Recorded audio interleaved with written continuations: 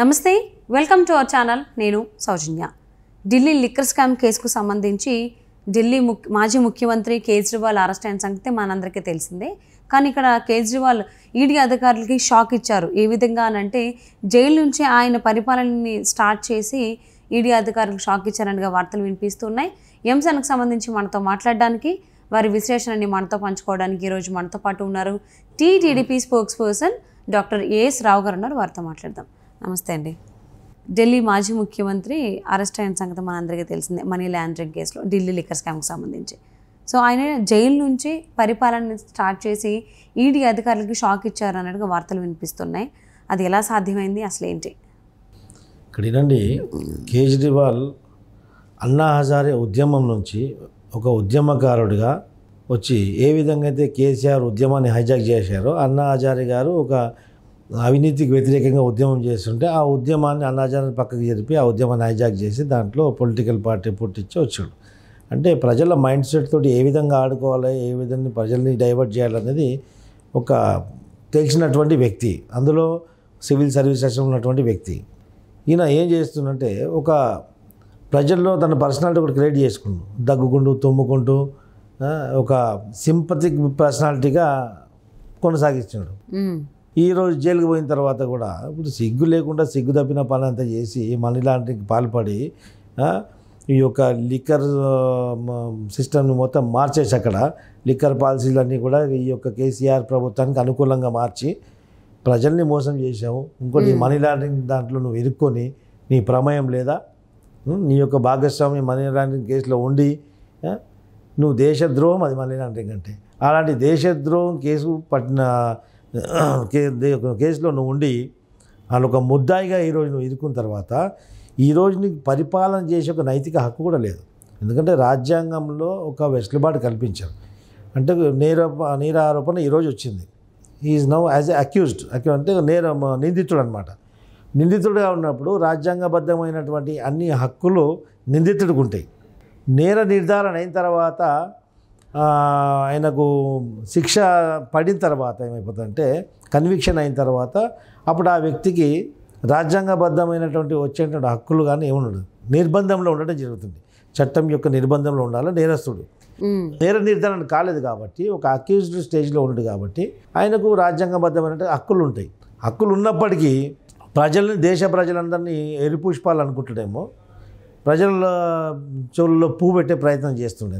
ఏ విధంగా అంటే ఆయనకైనా నెల్సన్ మండేలానో లేకుంటే ఇంకేదో మహాత్మా గాంధీ ఏదో అనుకుంటుంటూ నువ్వు నేరగాడవు, ఆర్థిక నేరస్తుడవు. అదే కాకుండా అనేక రంగాలలో నీ మీద నువ్వు చేసినటువంటి స్కాములు బయటకు వస్తున్నాయి. ఆ జైల్లో ఉన్నటువంటి కొంత నేరస్తులే, అండర్ ట్రయల్ ప్రిజనర్స్, జైల్లో ఉన్నటువంటి నేరస్తులు అప్పుడు ఖైదీగా ఉన్నటువంటి వాళ్ళే జైలు నుంచే లేఖలు రాస్తారు బయటికి. పలానా దాంట్లో నువ్వు చేసిన నేరాలు నువ్వు ఒక్కసారి బయటకు వస్తే, లోపలికి వస్తే బయటకు పోయే ప్రసక్తే ఉండదు బిడ్డ అని చెప్పేసి వాళ్ళే లేఖలు రాస్తుండ్రు. ఉదాహరణకు బస్తీ దవాఖానా, అక్కడి బస్తీ దవాఖానా అంటే మొహల్లా దవాఖానా. ఇప్పుడు ఏ విధంగా అయితే కొంతమంది ముఖ్యమంత్రులని మనోడు ఎంత కేసీఆర్ దీనికి మొత్తం గాడ్ ఫాదర్ అంతా ఏ విధంగా ఇట్లా బస్తీ దవాఖానాలు పెట్టాడో అక్కడ కూడా మొహల్లా దవాఖానాలు పెట్టాడు.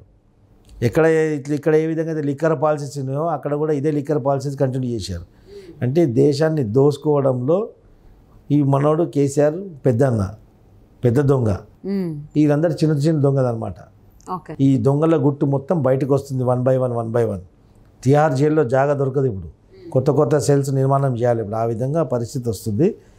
ఏదేమైనప్పటికీ కూడా కేజ్రీవాల్ ఒంట్లో చీము రక్తం ఉంటే, ఈ దేశం పైన రవ్వంతా కూడా గౌరవం నీకుంటే నైతిక బాధ్యత వహిస్తూ నువ్వు రాజీనామా చేయి. ఆ తర్వాత ట్రయల్ ఎదుర్కో. ఈరోజు నువ్వు నిందితుడిగా ఉన్నావు, ఓకే. నీ మీద నేరారోపణ వచ్చింది కదా, నేను అరెస్ట్ చేశారు కదా, నువ్వు మెసేజ్లు పెట్టి నీ భార్యకు దేశ ప్రజలందరూ కూడా నన్ను మంగళవారం రోజు నన్ను అరెస్ట్ చేశారు, హనుమంతుని పూజించండి, ప్రార్థించండి, అందరు పోయి గుడిలో ప్రార్థించండి అంటే నువ్వు నరేంద్ర మోదీ అనుకుంటున్నావురా భయ్? నరేంద్ర మోదీ గారు దేశ ప్రజలకు ఏ పిలుపునిచ్చినా సక్సెస్ఫుల్గా వెళ్ళింది. ఎందుకంటే ప్రజల హితం కోరి ఆయన పిలుపునిచ్చారు. నువ్వు దొంగతనాలు చేసి దొంగ గురించి ప్రార్థించమని చెప్పి దేశ ప్రజలకు మెసేజ్ పెడతావా? సిగ్గు శరం ఉండాలి అసలు.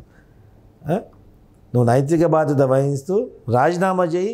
ఆ తర్వాత నీ మీద వచ్చిన నేరారోపణలు నీవు ఏం తప్పు చేయనడితే నువ్వు ఆ ట్రయల్ నుంచి బయటికి పడు, ఓ నిర్దోషిగా బయటికి రా, తర్వాత ఎన్నికలకు పో. అప్పుడు బంపర్ మెజారిటీతో నేను ప్రజలు గెలిపిస్తారు కదా. ప్రజాస్వామ్యంలో అదొక ప్రక్రియ. అది కాకుండా నువ్వు ప్రజలను మిస్గైడ్ చేస్తున్నావు, ప్రభుత్వాన్ని మిస్గైడ్ చేస్తున్నావు, ప్రభుత్వంలో ఉండి ఇవన్నీ తప్పుడు వివరాలు. అదే కాకుండా కేంద్ర ప్రభుత్వానికి కొన్ని ప్రత్యేకమైనటువంటి పరిస్థితులలో ఈ ఆర్టికల్ 356 రాజ్యాంగ ఉల్లంఘనకు పాల్పడినప్పుడు దేశద్రోహం ఇది మనీ లాండరింగ్ అంటే రాజ్యాంగ ఉల్లంఘన. ఒక రాజ్యాంగబద్ధమైనటువంటి పోస్టులో ఉంటూ ఒక ముఖ్యమంత్రిగా ఉంటూ ఈ దేశ వ్యతిరేక కార్యక్రమాలకు నువ్వు పాల్పడుతున్నావు అంటే రాజ్యాంగ ఉల్లంఘన. రాజ్యాంగ ఉల్లంఘన జరిగినప్పుడు, కాన్స్టిట్యూషన్ వైలేషన్ జరిగినప్పుడు కేంద్ర ప్రభుత్వానికి సర్వ అధికారాలు ఉంటాయి. ప్రెసిడెంట్ ఆఫ్ ఇండియా గారు ఇంటర్వ్యూన్ కావాలి. దీంట్లో ఖచ్చితంగా ఈ ఢిల్లీలో ఎన్నికైనటువంటి ఈ ప్రభుత్వాన్ని బర్తరఫ్ చేయాలా, కేంద్ర ప్రభుత్వం ఆధీనంలో తీసుకొని అక్కడ రాష్ట్రపతి పాలన విధించాలి.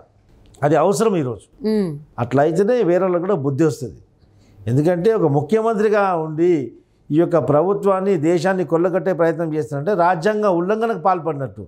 రాజ్యాంగ ఉల్లంఘనకు ఎవరు పాల్పడినా యాజ్ పర్ ఆర్టికల్ 356 ప్రకారంగా కాన్స్టిట్యూషనల్ వైలేషన్ యాక్ట్ కింద వీళ్ళని బర్తరఫ్ చేసే అధికారం గవర్నర్కి కూడా ఉంటుంది.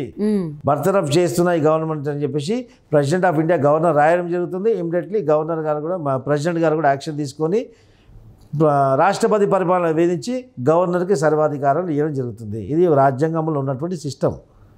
దీన్ని ఎందుకు ఇంప్లిమెంట్ చేస్తలేరు ఇంకా నాకు తెలియదు. ఒకవేళ అవసరమైతే ఇప్పుడు ఎందుకంటే నోటిఫికేషన్ వచ్చింది కాబట్టి, ఎలక్షన్ కోడ్ ఉంది కాబట్టి ఎలక్షన్ కమిషన్ డైరెక్ట్గా ప్రెసిడెంట్ ఆఫ్ ఇండియాకు రికమెండ్ చేసే అవకాశం కూడా ఉంటుంది. సో అలాగే కేజ్రీవాల్ని అరెస్ట్ చేసిన తర్వాత, కోర్టులో హాజరుపరిచిన తర్వాత ఆయన 2 సందేశాలు పంపించడం జరిగింది జైలు నుంచి. ఒకటి ఆవిడ సతీమణి సునీత కేజ్రీవాల్కి పంపించారు, ఆవిడ చదివి వినిపించారు. సో ఆ సారాంశం ఏంటో మనం అందరం విన్నాము.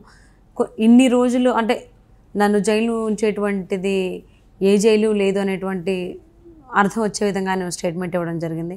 అలాగే ఇప్పుడు ఢిల్లీలో ఉన్నటువంటి వాటర్ సమస్యకు సంబంధించి కూడా ఆయన ఏం చేయాలి, ఎలా చేయాలని కూడా ఒక సందేశం అనేది జైలు నుంచి పంపించారని కూడా అంటున్నారు. ఇప్పుడు ఢిల్లీలో ఉన్నటువంటి వాటర్ సమస్యకు నువ్వు జైలు నుంచి ఉత్తర్వులు ఇచ్చినా అని చెప్తున్నావు. అంటే క్యాబినెట్ మొత్తానికి ఒకటే మంత్రిత్వ శాఖ ఉందా? ముఖ్యమంత్రి అయినప్పుడు, ఒక మినిస్ట్రీ అయినప్పుడు, ఒక ప్రభుత్వంలో అనేకమైన మున్సిపల్ అడ్మినిస్ట్రేషన్ ఉంటుంది, మెడికల్ అండ్ హెల్త్ ఉంటుంది, హోంశాఖ ఉంటుంది. ఇన్ని శాఖ, ప్రతి శాఖకు ఒక మంత్రి ఉంటాడు కదా. జలవనరుల ముఖ్యమంత్రి నువ్వు లోపల బొక్కలు పోయినప్పుడు జలవనరుల శాఖ మంత్రి ఏం చేస్తున్నట్టు అంటే మనుషులను పిచ్చోళ్ళని చేస్తుండు. అర్థం చేసుకోవాలి ప్రజలు కూడా. అంటే జలవనరుల శాఖ మంత్రిత్వ శాఖ లేదా, దానికి మంత్రి లేడా అక్కడ? ఇదంతా బూటకం. ఇది ప్రజలను పిచ్చోళ్ళని చేయడానికి ఇది ఆడుతున్నట్టు నాటకం. ఈ బట్టెబాస్ పార్ట్నరే కదా బీఆర్ఎస్ ప్రభుత్వం, బీఆర్ఎస్ పార్టీ పార్ట్నరే కదా. బీఆర్ఎస్ అంటే బట్టెబాస్ రాష్ట్ర సమితి. అది ఈ బట్టెబాస్కి దోస్తు ఆ బట్టెబాస్. అన్ని బట్టెబాస్ కథలన్నీ ప్రజలు ఎవరు నమ్మరు. ఎన్ని నాటకాలు చేసినా ఇదంతా నాటకం అని చెప్పి ప్రజలకు తెలిసిపోయింది. ఇమీడియట్లీ ప్రెసిడెంట్ ఆఫ్ ఇండియా దీంట్లో జోక్యం చేసుకోవాలా. జోక్యం చేసుకుని ఈ ప్రభుత్వాన్ని బర్తరఫ్ చేయాలి. సో కేజ్రీవాల్ గారు అయితే జైలు నుంచి సందేశాలు పంపించడం పరిపాలనకు సంబంధించి, అది సందేశం కాదు, జైలు నుంచి ఆడుతున్నటువంటి నాటకం. అదే జైలు నుంచి సందేశాలు పంపించడం పరిపాలనకు సంబంధించి కూడా ఆయన కొన్ని సలహాలు జైలు నుంచే ఇస్తున్నారని చెప్పేసి అని అది ఈడీకి షాక్ అన్నట్టుగా కూడా వార్తలు వస్తున్నాయండి. మరి రాబోయేటువంటి రోజుల్లో 7 రోజులు కస్టడీ ఉంది కాబట్టి మరి ఈ మిగిలినటువంటి రోజుల్లో కేజ్రీవాల్ ఏం చేస్తారు, ఏం సందేశాలు పంపిస్తారో చూద్దాం. And thank you so much for spending your valuable time with us, జయశ్రావు గారు.